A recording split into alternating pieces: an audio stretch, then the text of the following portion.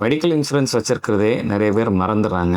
Hospital செலவெல்லாம் பண்ணதுக்கப்புறம் தான் அவங்களுக்கு ஞாபகமே வரும். சில பேருக்கு பாலிசி ரெனிவல் பிரீமியம் கட்டணுன்ட்டு மெசேஜ் வந்ததுக்கப்புறம் தான் நம்ம பாலிசி வச்சிருந்தது ஞாபகம் வரும். சில பேருக்கு இந்த ட்ரீட்மெண்ட்லாம் கவர் ஆகுமா? இத போய்லாம் நம்ம கிளைம் பண்றதான்னு நெனச்சு விட்டுர்றாங்க உங்களுக்கு. ஸோ நீங்க மெடிக்கல் இன்சூரன்ஸ் வச்சிருக்கீங்க அப்டின்னா, கிளைம் பண்றதுக்கு சில டியூரேஷன்ஸ் இருக்கு, சில கண்டிஷன்ஸ் இருக்கு. ஸோ ஒருத்தர் ஹாஸ்பிட்டல்ல அட்மிட் ஆகுறாரு அப்டின்னா, கண்டிப்பா பாலிசி கண்டிஷன் பிரகாரம் மினிமம் ஹாஸ்பிட்டல்ல அட்மிட் ஆன 24 ஹவர்ஸ்க்குள்ள இன்சூரன்ஸ் கம்பெனிக்கு தெரிவிக்கணும். தெரிவிக்காத பட்சத்தில அந்த கிளைம நிராகரிக்கிறதுக்கு இன்சூரன்ஸ் கம்பெனிக்கு ரைட்ஸ் இருக்கு. ஒரு ஒரு கிளையன்ட் ஹாஸ்பிட்டல்ல அட்மிட் ஆகுறாரு. ஹாஸ்பிட்டல் ட்ரீட்மெண்ட்லாம் முடிச்சுட்டாரு. டிஸ்சார்ஜ் ஆனதுக்கப்புறம் ஒரு 2 டூ 3 மந்த்ஸ்க்கு அப்புறம் தான் அவரு இந்த பாலிசி வச்சிருக்க ஞாபகமே வந்து இன்சூரன்ஸ் கம்பெனிக்கு அப்ளை பண்ணா, அவங்க ரிஜெக்ட் பண்றதுக்கு வாய்ப்பு இருக்கு. வேலிட் ரீசன் ஏதாவது இருந்துச்சு அப்டின்னீங்கன்னா, அந்த கிளைம செட்டில் பண்றதுக்கும் வாய்ப்பு இருக்கு. ஸோ நீங்க மெடிக்கல் இன்சூரன்ஸ் பாலிசி வச்சிருக்கீங்க அப்டின்னீங்கன்னா, உங்க ஹெல்த் இன்சூரன்ஸ் கார்டுக்கு பின்னாடி இருக்கக்கூடிய டோல் ஃப்ரீ நம்பருக்கு ஹாஸ்பிட்டலைசேஷன் ஆகுற சூழ்நிலையில கண்டிப்பா இன்ஃபார்ம் பண்ணிருங்க. ஒருவேள அந்த டோல் ஃப்ரீ நம்பர் ஒர்க் ஆகல அப்டின்னீங்கன்னா, நீங்க நெறைய இன்சூரன்ஸ் கம்பெனிஸஸ் மொபைல் ஆப்பே லான்ச் பண்ணியிருக்காங்க. ஸோ உங்களோட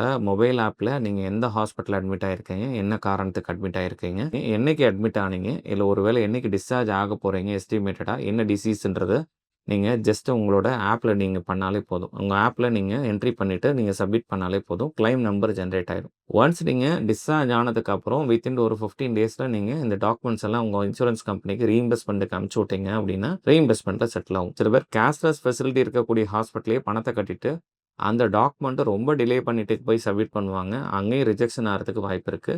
வேலிட் ரீசன் இருந்ததுன்னா, இந்த கிளைம்லாம் செட்டில் பண்றதுக்கும் வாய்ப்பு இருக்கு. ஸோ முடிஞ்ச வரைக்கும் நீங்க மெடிக்கல் இன்சூரன்ஸ் வச்சிருக்கீங்க அப்டின்னீங்கன்னா, ஒரு சாஃப்ட் காப்பி ஆண்ட்ராய்டு மொபைல் தான் யூஸ் பண்ணிட்டுருக்கோம். இன்னைக்கு இருக்கக்கூடிய கேமரால நீங்க உங்க உங்க மொபைல் கேமரால நீங்க ஒரு ஐடி கார்ட் நீங்க ஃபோட்டோ எடுத்து வச்சிருந்தாலே போதும். இல்ல உங்க டிரைவ்ல நீங்க எடுத்து வச்சிருந்தா போதும். இல்லன்னா நீங்க எந்த இன்சூரன்ஸ் கம்பெனில பாலிசி வச்சிருக்கீங்களோ, அந்த கம்பெனியோட மொபைல் ஆப்ப டவுன்லோட் பண்ணிட்டு, பாலிசில நீங்க குடுத்த மொபைல் நம்பர நீங்க குடுத்தாலே போதும். உங்களோட ஓடிபி வரும். பாலிசி டாக்குமெண்ட் ஈஸியா டவுன்லோட் பண்ணிக்கலாம். ஸோ கேஷ்லெஸ் ஃபெசிலிட்டிய யுட்டிலைஸ் பண்றது ரொம்ப நல்லது. என்ன ரீசன் அப்டின்னு பார்த்தீங்க அப்டின்னா, ஹாஸ்பிட்டல் எக்ஸ்பென்சஸ் ஜாஸ்தி ஆகாம, இந்த இன்சூரன்ஸ் கம்பெனி ஹாஸ்பிட்டலுக்கும் உங்களுக்கும் இன்சூரன்ஸ் கம்பெனி இருக்கக்கூடிய டாரிஃப்லயே உங்களுக்கு செட்டில்மெண்ட் ஆகும். நீங்க கையில இருந்து அதிகமா செலவு பண்ற மாரி வராது.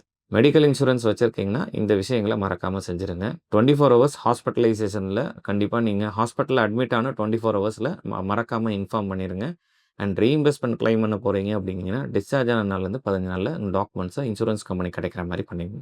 மெடிக்கல் இன்சூரன்ஸ் சம்பந்தமான முக்கியமான விஷயங்கள் நீங்க தெரிஞ்சுக்கிறதுக்கு, என்னோட சேனல சப்ஸ்கிரைப் பண்ணுங்க. மறக்காம பெல் ஐகான கிளிக் பண்ணுங்க. உங்கள் மருத்துவம் எங்கள் செலவில்.